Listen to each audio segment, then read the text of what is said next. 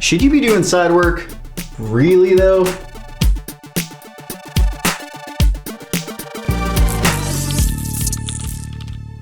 So, all right, let's approach this subject with a little bit of levity, shall we? Legally, there is an answer to this whole thing, and I suppose realistically, there's an answer to this whole thing. So, should we be doing side work as electricians or as tradesmen in general? Most trades that are not like license specific, that have specific state rules and guidelines, it's not a problem as long as you've got insurance. Even that, you don't have to have insurance. It's kind of stupid if you don't have insurance. But if you've got insurance and you've got some kind of agreement with the employer that you're with, that they feel like you're not stealing any of their work or anything like that, most of the time doing the side work's okay. There's nothing wrong with it. Now, if you're in a skilled trade though, and you are in a state that has specific rules, like here in Texas, the laws here say that we can't be doing side work. They specifically say that you have to be doing work under a insured and licensed master electrician or an electrical contracting company, and you have to be insured. You don't get an electrical contracting license to do electrical work unless you have insurance. So the state actually goes through your paperwork and verifies that if you screw something up, you got a master that's going to take responsibility, and you have insurance that's going to take responsibility. So beyond that, in Texas, we should not be doing side work. Now, I don't know an electrician in the entire state or in any state that's not doing side work. And by side work, I'm saying like outside of your job work. You know, mom and dad are like, hey, come over, put these cans in for us. Or your aunt knows a guy that has like a business or has like their house and they need some plugs put in, or they're doing like a little bit of an addition to their house and they just want to give you a shot because they're family friends and all of that. That's side work. So it's work that is not coming into your company that you work for. It's stuff you're doing on the side. Is that okay to do? No. Yeah. Yes. I mean, it depends. There's some states out there that don't even have electrical licenses. Or there's some states as well out there that have very loose licensing guidelines. So like you do a little bit of work and you can just fill out some forms and just apply for an electrical license. You don't actually have to have your hours verified over thousands of hours by a master electrician to prove that you know everything. There's some places that are just the Wild West in the US, and so anybody can just go do their own electrical work. A lot of times they don't have any kind of inspecting or permitting. It's kind of crazy out there. But the reason why doing side work is not a good idea is it takes a lot of time to learn this trade, to learn how to do things safely, to learn all of the electrical code and how to install things so that you're protecting people, you're protecting equipment, and you're protecting all of the wiring systems and conductors and things that you're putting in. So there's a way to do electrical work that's good and quality and safe. And then there's just whatever you'd like saw some guy do on a job site one time, so you think you could take a crack at it, or you've read some books about wires and plugs and you think that you know how to do this stuff. But more often than not, I get calls to go out and fix work that some husband thought on the weekend, I can do my own electrical work, and you show up and it's a nightmare, and these people have no idea what they're doing. So when you don't know what you're doing and you're installing things on electrical systems, you could get somebody killed. Or hooking up electrical, if something goes wrong, it could be catastrophic enough to the equipment that you're hooking up that you could have tens of thousands of dollars worth of damage to something. Or for God's sake, like you'd burn down a house. You know, there's a lot of things. Electrical is dangerous and you can create arcing. And if you don't know that you need arc fault protection or you don't ground things properly, you could literally start a fire and you could destroy an entire family's investment. And that's not even saying like if they're sleeping at night and you burn the house down, like you could kill people. So if you don't know what you're doing, you should not be doing electrical work, in my humble opinion. If you do know what you're doing and you're a journeyman, you've been doing this for 15 years, I'm not so worried about you going and putting recessed cans in the evening at your grandma's house. You know what I mean? It's just the legal standpoint that if something does happen, there needs to be lines of liability for people that can cover those kinds of damages. So at least if you're in a state where you don't have as stringent of requirements, I recommend that you have insurance if you're out there doing side work.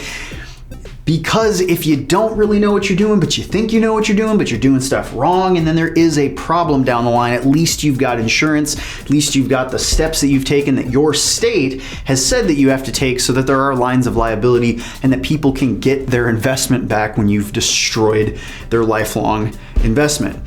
So now that all being said, let me tell you a story about old Dustin Stelzer.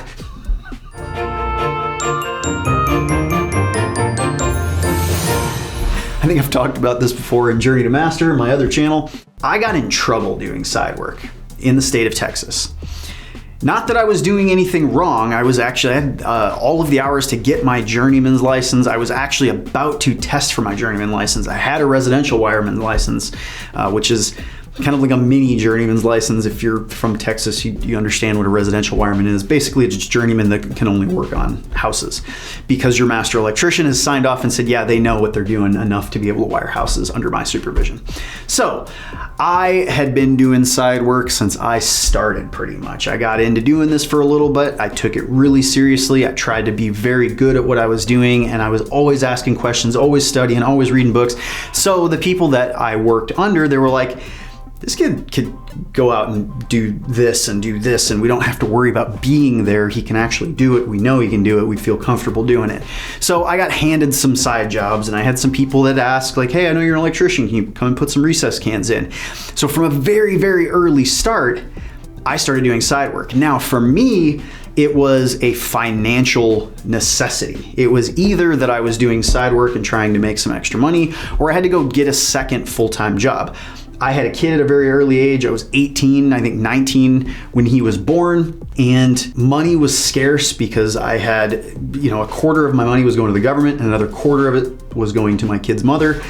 And that means that if you're making $15 an hour as a helper, you're bringing home $7.50 an hour, and that's nothing for 40 hours a week. So I had to do something, right? So I knew the whole rules. You're not supposed to do side work, and I did it anyways. And I did it for years and years and years. Never got caught, never, wasn't like flagrant about it, bragging about doing it, but I was doing it, and it was not legal for me to do it. There got to be a point where I thought that I was going to be tricky, and I started putting ads out on Craigslist because I was like, nobody's going to catch me. Nobody's looking. I've been doing this so many years. Nobody's looking. There's all these ads all over Craigslist. Nobody's looking. So what I did is I got together the best little ad that I could ever put together, and it had all these like pictures. There's like 20 pictures of these beautiful like rows of recessed cans and like, the houses that we were working on, like multi-million-dollar homes. So I had like these beautiful bathrooms and kitchen layouts and like all kinds of landscape lighting that I had done on these beautiful homes with all these beautiful plants. Like, it was so good. I got so many calls. I got so much work. So after doing this for a while, I was like, wow, I'm really making money. I'm like out working till 10 o'clock at night, 7 days a week, like busting balls, and I'm getting all this money and all these side jobs coming in. And I went out and got the mail one day, and I got this letter, and it was from TDLR, from the Texas Department of Licensing and Regulations. And I opened it up and pulled out a print version of my own ad, and it said, cease all work. We're going to start an investigation on you per whatever code of, state law. You're not allowed to be out here advertising unless you have an electrical contracting company, and you're not allowed to be doing work outside of said electrical contracting company. So I got that, and they had language in there. I don't even remember exactly what it said, but it was something along the lines of like, we're gonna take your fucking license away, bro. So I immediately called TDLR, and I was like, hey, I got this letter. I'm really sorry. I knew exactly what I was doing when I did it. I take full responsibility, but I'm not some like person out here that's just trying to do electrical work. At this point, I've been doing it for 6 years. I had wired so many homes and so many commercial buildings, and like I was doing work safe. I was doing it to code. I wasn't getting into anything that I didn't know how to do. So it was all things I was familiar with, but I tried to like make a case, and they're like, Yeah, we're going to investigate you anyways. So I recommend you don't do any side work. And if we catch you doing side work again, we're immediately pulling your license and you will no longer be able to be an electrician in the state of Texas. I flipped the fuck out. So at this exact point, I was putting in my paperwork to get my journeyman's license, to be able to take my test and prep to get my license finally. And at the same time, I was also buying a house, my first ever house.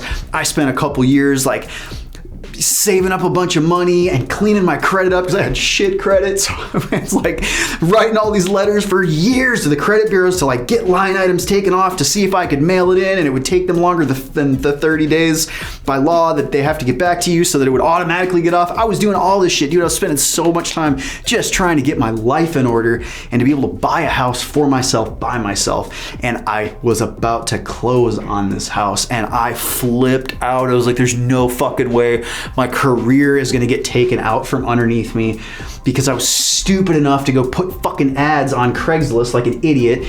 And so I kept calling. Right? They're like, there's a lawyer that's going to be assigned to your case. And so I started calling them like every week. I was calling them like, dude, I'm so sorry. I'm not out here doing this like a nobody. I know what I'm doing, and I promise I will quit everything. I'll never do another lick of side work the rest of my career. Just please don't take my license away from me. And he said, well, we're going to keep investigating. It's going to take some time, so we'll get back to you. And so over the months, like periods of months and months and months, I kept checking in on this and nothing was happening. And I'm like, what is going on? You know, I'm sweating bullets. I got my journeyman's license. It was, I took my test. It was approved, but still during that time, I hadn't heard anything back. Finally, a year goes by of me waiting for all of this stuff. And I get a letter back from them saying, hey, we've fully investigated everything. Don't do this again. Slap on the wrist. But it scared the shit out of me so bad that from that point where I stopped doing side work, I didn't do any other side work ever again, my entire career. So after I got through that, I got my master electrician's license and I went out on my own. I started my company, I got insurance, I did everything right. And so from that point, I never had to do side work. I always had a business to run everything through.